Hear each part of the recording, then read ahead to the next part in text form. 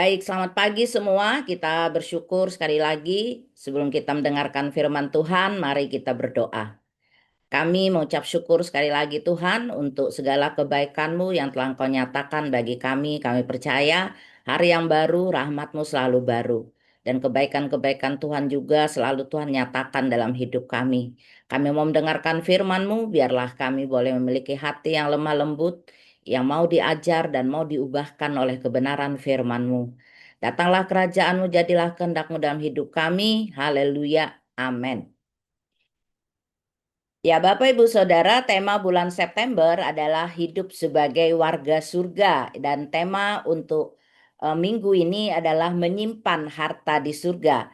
Mari kita baca Matius 6 ayat 19 sampai 20. Janganlah kamu mengumpulkan harta di bumi. Di bumi ngengat dan karat merusakkannya dan pencuri membongkar serta mencurinya. Tetapi kumpulkanlah bagimu harta di surga. Di surga tidak ada ngengat dan karat yang merusakkannya, dan tidak ada pencuri yang membongkar serta mencurinya. Bapak Ibu Saudara, pada tanggal 30 sampai 31 Agustus lalu, kita dikejutkan ya dengan berita tentang penjarahan oleh sekelompok massa terhadap rumah beberapa anggota dewan, yaitu Ahmad Saroni, Uya Kuya, Eko Patrio, dan juga Menteri Keuangan pada saat itu yaitu Ibu Sri Mulyani. Dan dari rincian barang yang dijarah dari rumah Saroni, kita melihat barang-barang yang harganya luar biasa mahal ya menurut standar rata-rata masyarakat Indonesia. Kita lihat di sini misalnya ada patung Iron Spider seharga 118 juta. Terus ada piano mewah, ya minimal harganya 200 juta. Bahkan ada celana dalam boxer Nike, diperkirakan harganya mulai 1,2 ya.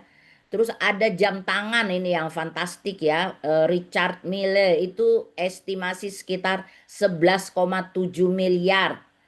Lalu ada tas ya, tas Hermes, tas Louis Vuitton, harganya ada yang minimal 65 juta. Nah, Bapak Ibu Saudara, dari peristiwa ini kita mengamini apa yang Yesus katakan tadi dalam bacaan kita bahwa harta di bumi dapat dirusak dan pencuri dapat membongkar serta mencurinya. Sehebat apapun pengamanan yang diberikan itu bisa dijebol ya, bisa dijarah. Lalu apakah Yesus tidak memperbolehkan kita mengumpulkan harta di bumi? Apakah kita tidak boleh menjadi kaya? Dari Alkitab kita dapat belajar bahwa Tuhan sama sekali tidak anti dengan kekayaan. Di dalam perjanjian lama kita melihat bahwa bapak-bapak leluhur kita itu diberkati dengan kekayaan yang melimpah. Bahkan sampai saat ini bangsa Israel itu diberkati secara luar biasa. Bagi Bapak Ibu yang pernah ke Israel, kita dapat melihat perbedaannya ya. Begitu memasuki wilayah Israel, kita bisa melihat tumbuh-tumbuhan yang hijau, subur, dan lingkungan yang bersih gitu ya. Beda dengan wilayah sekitarnya yang tandus dan jorok. Orang-orang Yahudi diberkati dengan kecerdasan yang membuat mereka berpengaruh atas dunia ini dan membuat mereka tuh kaya raya. Dalam Ulangan 28 ayat 12, salah satu berkat yang Tuhan janjikan jika umat setia menaati Tuhan adalah ia akan membuka perbendaharaannya yang melimpah, memberkati segala pekerjaanmu sehingga engkau memberi pinjaman kepada banyak bangsa. Ya artinya Tuhan akan menganugerahkan kekayaan kepada mereka yang menaatinya. Tetapi dalam perjanjian baru, Alkitab lebih banyak bicara tentang berkat-berkat rohani. Bahkan Yesus dan para penulis kitab lainnya lebih banyak mengajarkan tentang bahaya uang atau kekayaan. Tetapi tidak berarti Alkitab mengajarkan bahwa menjadi kaya adalah dosa. Lalu apa maksud Tuhan Yesus dengan ayat yang kita baca tadi? Janganlah kamu mengumpulkan harta di bumi, tapi kumpulkanlah bagimu harta di surga. Nah, saya ingin mengajak kita semua untuk mempelajari lebih dalam maksud dari ayat ini. Mari kita baca ayat selanjutnya, ayat 21 sampai 24. Karena di mana hartamu berada, di situ juga hatimu berada. Mata adalah pelita tubuh. Jika matamu baik, teranglah seluruh tubuhmu. Jika matamu jahat, gelaplah seluruh tubuhmu. Jadi jika terang yang ada padamu gelap, betapa gelapnya kegelapan itu. Tak seorang pun dapat mengabdi kepada dua tuan. Karena jika demikian, ia akan membenci yang seorang dan mengasihi yang lain. Atau ia akan setia kepada yang seorang dan tidak mengindahkan yang lain. Kamu tidak dapat mengabdi kepada Allah dan kepada Mamon. Nah, mari kita perhatikan di situ ada kata hati, mata, Allah, dan Mamon. Mamon adalah kata dari bahasa Aram untuk uang atau kekayaan. Tapi kemudian mamon menjadi sebuah pribadi atau ilah untuk menggambarkan pengaruh buruk uang atau kekayaan atas hidup manusia. Jadi Yesus sama sekali tidak melarang kita untuk mencari uang, untuk bekerja, untuk berusaha, mendapatkan uang dari pelayanan. Ya, para gembala kita di sini kan sudah mulai mengembangkan sayap bisnisnya ya. Pak Samuel dan Ibu Esti udah membuka warung makan, ya Pak Togap memproduksi susu kedelai yang sehat dan bergizi. Ya kita doakan sukses ya usahanya. Saya endorse begini nggak dapat komisi loh Bapak Ibu ya, ini murni pelayanan mendukung para hamba Tuhan ini. Jadi sekali lagi Yesus tidak melarang kita untuk mencari uang. Tapi Yesus ingin mengajarkan kita tentang cara pandang dan sikap hati yang benar terhadap uang atau kekayaan. Jangan sampai kita menjadi hamba mamon atau mengalami pengaruh buruk ya dari uang dan kekayaan itu. Uang adalah hamba yang baik tapi juga tuan yang jahat. Nah, kita perlu memeriksa dan berjaga-jaga kemana hati dan mata kita terpaut.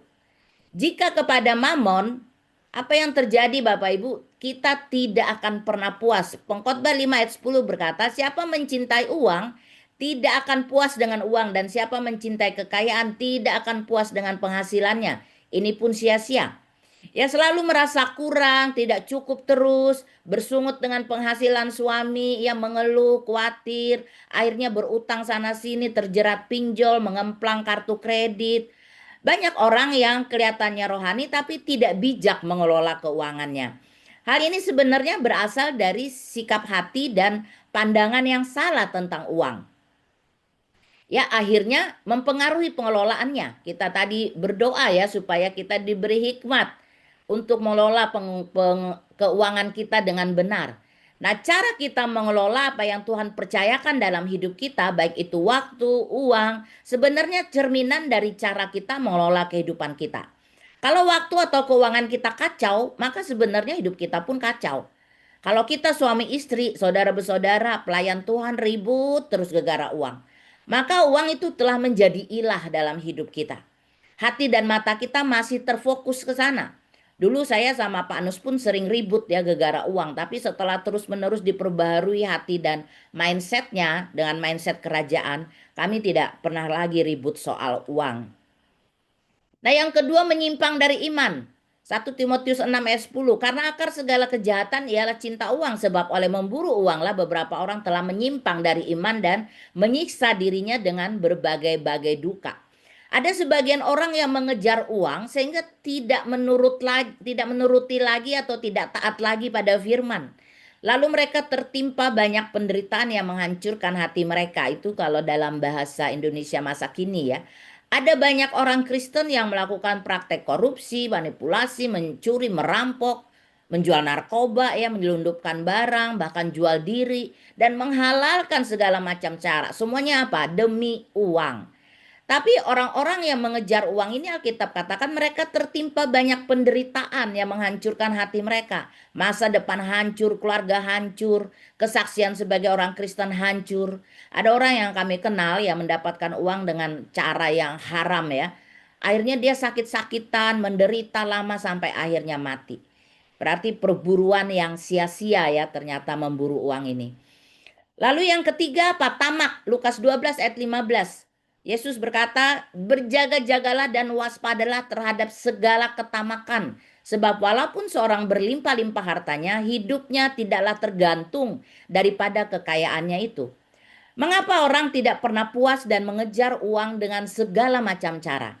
Karena mereka memiliki hati yang tamak. Yesus sudah mengingatkan supaya berjaga-jaga dan waspada dengan ketamakan. Ketamakan adalah sifat yang memberhalakan sesuatu, dalam hal ini adalah kekayaan.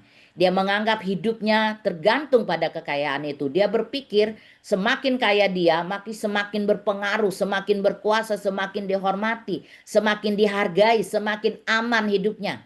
Tetapi itu hanyalah tipuan iblis. Kekayaan bukanlah tempat yang aman untuk menggantungkan hidup kita.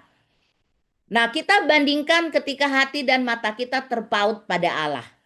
Kita akan merasa cukup ya, Ibrani 13 ayat 5. Janganlah kamu menjadi hamba uang dan cukupkanlah dirimu dengan apa yang ada padamu, karena Allah telah berfirman, aku sekali-kali tidak akan membiarkan engkau dan aku sekali-kali tidak akan meninggalkan engkau. Kita dapat bersyukur, merasa cukup dan apa yang menjadi bagian kita. Tidak dikuasai keinginan untuk menjadi kaya yang membuat kita memburu uang dengan segala macam cara. Rasa cukup akan membentengi kita dari berbagai dosa dan tipuan iblis. Rasa cukup dan bersyukur lahir dari hati yang mempercayai bahwa Allah sekali-kali tidak akan membiarkan dan meninggalkan kita. Pemeliharaannya sempurna. Allah akan bertanggung jawab atas hidup kita. Kita bekerja, berusaha, melayani bukan untuk mengejar uang, tapi untuk melakukan kehendaknya dan memperluas kerajaannya melalui pekerjaan, usaha, dan pelayanan kita. Dan disinilah kita sedang mengumpulkan harta di surga bagi diri kita sendiri. Ketika tujuan hidup kita adalah kerajaan dan kehendaknya, maka uang dan segala hal yang kita butuhkan akan ditambahkan kepada kita. Kita tidak lagi mengejar uang, tapi uanglah yang akan mengejar kita. Wow, luar biasa. Ya, yang percaya boleh kasih emotikonnya ya. Haleluya. Uang yang akan mengejar kita, bukan kita yang mengejar uang. Dari 1 Timotius 6 ayat 17 sampai 19, peringatkanlah kepada orang-orang kaya di dunia ini agar mereka jangan tinggi hati dan jangan berharap pada sesuatu yang tak tentu seperti kekayaan, melainkan pada Allah yang dalam kekayaannya memberikan kepada kita segala sesuatu untuk dinikmati. Peringatkanlah agar mereka itu berbuat baik, menjadi kaya dalam kebajikan, suka memberi dan membagi. Dan dengan demikian mengumpulkan suatu harta sebagai dasar yang baik bagi dirinya di waktu yang akan datang untuk mencapai hidup yang sebenarnya. Saya percaya bahwa setiap kita adalah orang-orang yang kaya. Karena Bapa kita sangat kaya ya. Amin. Amsal 10 ayat 22 mengatakan berkat Tuhanlah yang menjadikan kaya. Susah payah tidak akan menambahinya. Kita semua yang ada di dalam Kristus ada dalam tudung berkat Tuhan, bukan kutuk. Jadi kita bekerja, berusaha, melayani sekali lagi bukan untuk memburu uang. Burulah sumber berkatnya. Dan semua yang kita kerjakan akan dibuatnya berhasil dan menjadi berkat bagi banyak orang. Oleh sebab itu, kita jangan tinggi hati ya. Tetap rendah hati. Kita tidak menaruh pengharapan kita kepada kekayaan yang fana, tetapi kepada Allah sumber kekayaan dan kelimpahan hidup kita. Kita juga dapat menikmati apa yang Tuhan percayakan dalam hidup kita. Banyak orang kaya namun tidak dapat menikmati kekayaannya. Apalagi kalau kekayaannya didapat dari cara yang tidak benar. Dia jadi susah tidur, gelisah, jangan sampai asetnya dirampas, ya dimiskinkan. Tidak tenang karena anak-anaknya berantem berebut warisan. Takut perusahaannya direbut orang, ditipu, bangkrut, dan lain-lain. Tapi orang yang di dalam Tuhan akan menikmati apa yang Tuhan sediakan. Ada karunia menikmati. Dia tenang karena dia menyadari bahwa dia hanyalah pengelola, bukan pemilik. Pemilik atas semua kekayaannya adalah Sang Raja. Sang Raja yang berkuasa menjaga segala sesuatu miliknya. Dan kita mengelola dengan baik dan benar semua aset kerajaan yang Tuhan percayakan kepada kita. Untuk mengelola semua aset kerajaan itu dan mengumpulkan harta di surga, kita akan berbuat baik. Artinya apa? Melakukan apa yang baik. Berbuat baik itu dari kata agathos dan ergon. Ya, untuk bekerja dengan baik, berusaha melayani dengan baik, punya spirit of excellence sehingga kita tidak malu dan malu-maluin ya, kita tidak dipermalukan di bumi ini. Budaya kerajaan Allah harus kita manifestasikan melalui usaha, pekerjaan, dan pelayanan kita. No tipu-tipu di dalam hidup kita. Kita menjadi kaya dalam kebajikan. Artinya hidup kita berlimpah dengan sesuatu yang bernilai dan berbudi luhur. bukan sesuatu yang hina dan tidak bernilai. Nah, mari kita nyatakan nilai-nilai kerajaan Allah melalui hidup kita ya. Kita di Rock punya nilai kasih, integritas, anugerah, kerendahan hati, dan kebenaran. Mari kita praktekkan itu. Kita menjadi kaya dalam hal itu. Lalu apa lagi yang dapat kita lakukan untuk mengumpulkan harta di surga? Suka memberi. Kemarin Pastor Togap mengajarkan kita ya memberi, terutama menabur ya persepuluhan. Nah, saya belajar setia memberi persepuluhan. Saya tidak punya penghasilan tetap, tapi seberapa yang saya dapat dari suami saya sisihkan untuk persepuluhan. Saya belajar ya dari janda miskin yang memberi dari kekurangannya. Nah, mari kita eh, memberi ya untuk menopang pelayanan di gereja, pelayanan para hamba Tuhan, pelayanan penginjilan, dan lain sebagainya. Lalu yang berikutnya apa? Suka membagi.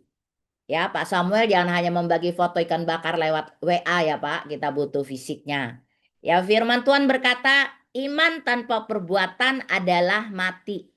Mari kita melakukan segala sesuatu kepada saudaraku, kata Yesus. Saudara Yesus ya, yang paling hina, Matius 25 ayat 35-40. Memberi makan kepada orang lapar, memberi minum kepada orang yang haus, memberi tumpangan kepada mereka yang membutuhkan, memberi pakaian bagi mereka yang telanjang, membesuk mereka yang sakit, mengunjungi mereka yang ada di penjara. Hal ini bisa kita lakukan secara pribadi maupun komunal. Apa yang kita lakukan mungkin sederhana dan tidak diekspos oleh media, tapi kelak semua akan diperhitungkan pada saat penghakiman terakhir. Ya misalnya kita mengumpulkan baju-baju layak pakai kita kasih buat mereka pemulung atau yang bekerja ya di kompleks kita membersihkan sampah, membersihkan rumput dan sebagainya. Itu kan tidak terekspos oleh media, tapi itu semua akan diperhitungkan. Oleh sebab itu, mari kita tujukan hati dan pandangan kita kepada Allah. Jangan terikat kepada harta dunia, tapi pakailah harta yang Tuhan percayakan kepada kita untuk mengumpulkan harta di surga, yaitu melakukan kehendaknya dan menghadirkan kerajaannya di bumi ini, agar banyak jiwa yang boleh mengalami keselamatan di dalam Kristus Yesus. William James, seorang filsuf Amerika dan dikenal sebagai bapak psikologi, berkata begini, cara terbaik untuk menjalani hidup adalah dengan menghabiskannya untuk sesuatu yang tidak pernah habis. Saya ulangi, cara terbaik untuk menjalani hidup adalah dengan menghabiskannya untuk sesuatu yang tidak pernah habis. Sesuatu yang tidak pernah habis ini adalah sesuatu yang berdampak untuk kekekalan, sesuatu yang kekal, bukan yang fana. Mari Bapak Ibu Saudara, kita jalani hidup kita dengan menghabiskan hidup ini untuk sesuatu yang tidak pernah habis atau sesuatu yang kekal. Jangan lagi kita mengejar uang, mengejar sesuatu yang fana yang akhirnya membuat kita menderita dan sengsara. Nah, bagaimana caranya? Terus tujukan hati dan mata kita hanya kepada Allah saja. Sehingga kita tidak terikat pada harta di bumi ini, tapi mengelola harta itu untuk mengumpulkan harta di surga, yaitu melakukan kehendaknya dan memperluas kerajaannya di bumi. Tuhan Yesus menolong kita selalu dan Tuhan Yesus memberkati kehidupan kita agar berdampak bagi kerajaannya. Apa yang kita sharingkan, Bapak Ibu Saudara? Yang pertama, kemanakah hati dan mata Anda terpaut? Bagaimana kita mengeceknya? Evaluasi kemanakah harta Anda paling banyak Anda gunakan? Apakah untuk materi yang fana? Ya, beli tas, sepatu, branded semua, ya, beli emas, berlian, ya, atau untuk hal yang bersifat kekal untuk memberi persembahan, menopang pelayanan gitu ya, atau untuk menolong orang-orang yang membutuhkan. Paling banyak kemana nih harta kita arahkan? Apakah yang bisa Anda lakukan untuk mengumpulkan harta di surga? Misalnya saya setelah mendengar kebenaran ini saya akan lebih banyak memberi atau berbagi dengan orang yang paling membutuhkan. Nah, mari kita berdoa sebelum kita masuk ke dalam breakout room. Bapa di surga, kami mengucap syukur untuk firman-Mu yang terus mengajarkan kami bagaimana cara pandang kami, sikap hati kami terhadap harta kekayaan di dunia ini. Biarlah kami boleh mempraktekkan kebenaran firman-Mu, agar hati dan mata kami hanya terpaut kepada Allah, bukan kepada Mamon. Kami menjadi hamba Allah, bukan hamba Mamon. Dan kami boleh mempergunakan harta kekayaan, semua aset kerajaan yang Engkau percayakan kepada kami untuk kami kelola, untuk kami pakai, untuk melakukan kehendak-Mu di bumi ini dan memperluas kerajaan-Mu. Datanglah kerajaan-Mu dan jadilah kehendak-Mu atas hidup kami, atas keuangan kami. Di dalam nama Tuhan Yesus Kristus, haleluya, amin. Tuhan Yesus memberkati, shalom.